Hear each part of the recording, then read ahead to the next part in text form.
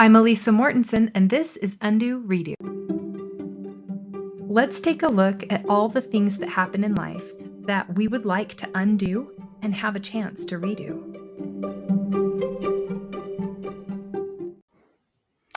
Hello to all my friends. I'm not sure what time of year you're listening to this, but the Christmas season is right now, and it's about a week away from Christmas. So it's been exciting and wonderful, and the holiday spirit has been through the roof for me this year because I've made sure to make that happen for myself. And I have something to say. After each retreat, I hear people say, "How did I miss that?" Or "Tell me next time when you do that. I wanted to come." So this is me telling you that the retreat has been turned into a 45-day program to get you out of being stuck in your own life, in some behaviors that may not be undesirable, relationships that you are in that may not be what you'd like them to be. You'll be taken through ditching your worry, cutting your anxiety. Basically, you're going to know how to get to where you wanted to be, but you didn't know how to get there. Until now, imagine learning this skill. Imagine how many other areas of your life could this apply to once you learned this? And once you know, who could you share it with? And who would you teach this vital skill to? So, UndoRedo program is here. And if you get your email or sign up before December ends, I'm taking 10 people through this program debut for half price. So, the first time around, I want to get all the bugs out of it. So, I'm doing half price and then it will be full price from then on. So, I want to make sure you get in there. And I'm saying it over and over again because somebody misses it no matter how many times I think I've told everyone. Um, and what a better time right now, this end of the war within, what a better time than the end of the year to talk about this? Because as 2023 comes to an end, I'm wondering how many people are thinking what I'm thinking. Like, how many of you are noticing that the end of the year reminds you of New Year's resolutions and the goals you didn't hit? The ones that you didn't follow through with or that you didn't show up for.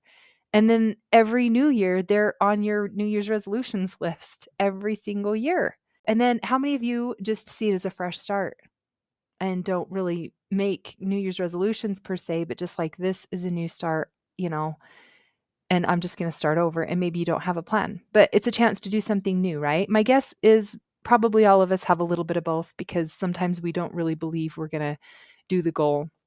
And we leave our, open-ended for a way out. But let's look at the war that we have going on within ourselves.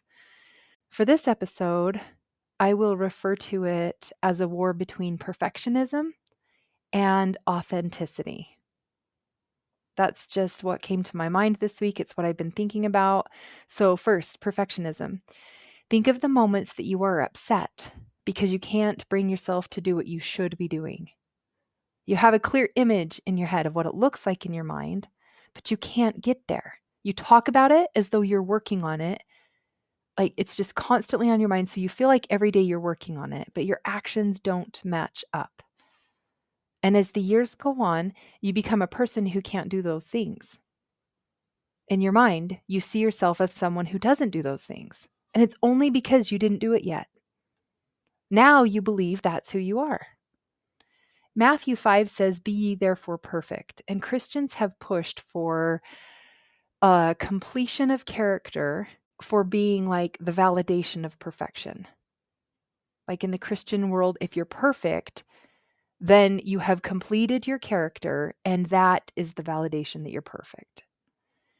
And I want to undo how we have culturally and socially learned to expect perfection. We expect it from ourselves. We're trying to attain it, and we expect perfection out of those around us. And we literally call ourselves out in every area, or call each other out in every area we fall short in. Every area we struggle with, we bring it like, "Oh, that shouldn't be done that way. Oh my gosh, did you see that? That just shouldn't happen. Oh, I shouldn't have done that." Right? It's just like a constant need for being critical, right? But what's really happening is the total opposite from being perfect as we're doing that. Because as we're going around making sure we come across as having it all together, we're saying all the right things, to try and convince ourselves and convince other people that we do have it all together. We're actually withdrawing and creating distance from attaining it, which is no big deal as long as we keep believing the fake front that we're putting on. We just have to remain in that character for the performance. And it's only for us, and it's for them, but we do it for them for our own sake. The need to put on a show comes from our inability to understand being like, quote unquote, perfect. We turn away from getting closer to it when we separate things into categories as like bad from good, the right way from the wrong way. I want to shed some light on this misconception and clear it up. So being seen as perfect can be in a helpful way in our minds. All right. So now I want to talk about authenticity. I was listening to a podcast by Mandy Green, and what she said really got me thinking. She said every human except one is a mixture of light and darkness. Being both lets us experience both. The contrast of this provides richness and depth to our lives. It requires us to reach out in small, doable ways to get us closer and closer to being full of light and becoming our full divine potential. It's the light in all of us that brings clarity. It illuminates the darkness. And I know why I'm talking about authenticity in this way is because if you think about it in this way, authenticity brings light into the darkness. And thinking of it in this way literally is like the darkness can't be present when there's light. When light is present, darkness has to leave. And by human nature, we're all drawn to the light. Think about nature. Nature has accepted this gradual process for change. It loves itself in all of the stages, throughout its whole existence. It does what it was divinely designed to do without a fight. There's no resistance. That seed turns into what it was meant to. There is no demand for the rose to open in any particular time frame or in any way, and there is no one demanding that the caterpillar get the chrysalis over with and arrive at the finish line sooner or avoid all those hard times. It was never about being without flaws or without having to go through something to get somewhere. And it was never about pretending or about beating someone to the finish line or being better than someone else. It is simply about being as we are now with patience. There's no pressure, there's no agenda. So perfection, and be therefore perfect, is an authentic action. It's not a destination. Becoming perfect isn't an end goal. It's living in your authenticity. It's simply choosing to be who you truly are every day.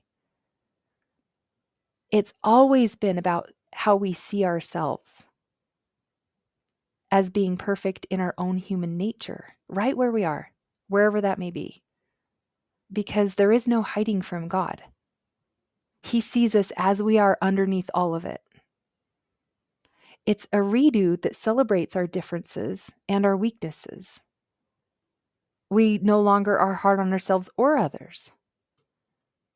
So what is required of us for perfection is to be our truest self at every moment. Be totally present with where we are in our fragile state and being accepting of all of it. Accepting of being both open or closed whenever we want to in order to protect that fragile state, however we see fit. However we need and whatever it takes, we get to choose. We can nourish and grow by sitting for a time and remaining idle, or pushing through a barrier for reaching another level of enlightenment. Because enlightenment comes after our efforts, but both are effective for teaching us. It doesn't matter if we sat around and did nothing for 40 years, or if we did amazing things in those 40 years. Loving ourselves where we're at makes us perfect. It is most rewarding to be our authentic selves. Whether we shine or shut down, whether we laugh or cry, whether we win or fail, it's all okay with Him, with He who is celebrated this Christmas season. When we arrive at being okay with us, too, not making it mean that we are worthy or not, we put to rest the war within ourselves. Because then we see ourselves as God sees us, not as good or bad or right or wrong, just a human, able to make their own decisions, and we can change our mind at any time if we want to. And He's okay with all of it.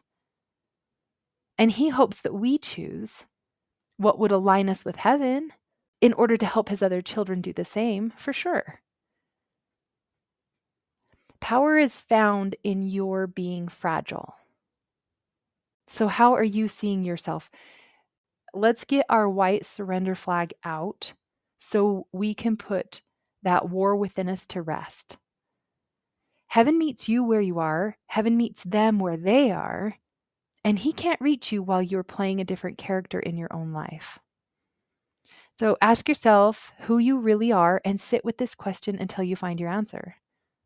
My friends, let's be excited about showing our beautifully authentic self, having nothing to hide from the world and no reason to hide from ourselves. Embracing all of it where you are at this moment makes you perfect. I'm going to close this episode and the coming up the end of this year with a celebration in my heart for Christ and the many things I have learned while studying His life this year. I am so grateful for how many undo redos I've had personally, and I acknowledge my agency in the decisions that I made, and I put forth the effort to travel the distance from where I was to where I am now. I am so excited to share it with you and bring you all along with me. If you have thought of anyone while you were listening to this, please share it with them. The heavens reach us through each other. And to dive into this deeper and find out specifically what it looks like for you in your life, click the link on any of my Life Coach Elisa social media platforms or get your time booked for a free chat on my website, lifecoachelisa.com. All right, talk to you again next week. Bye.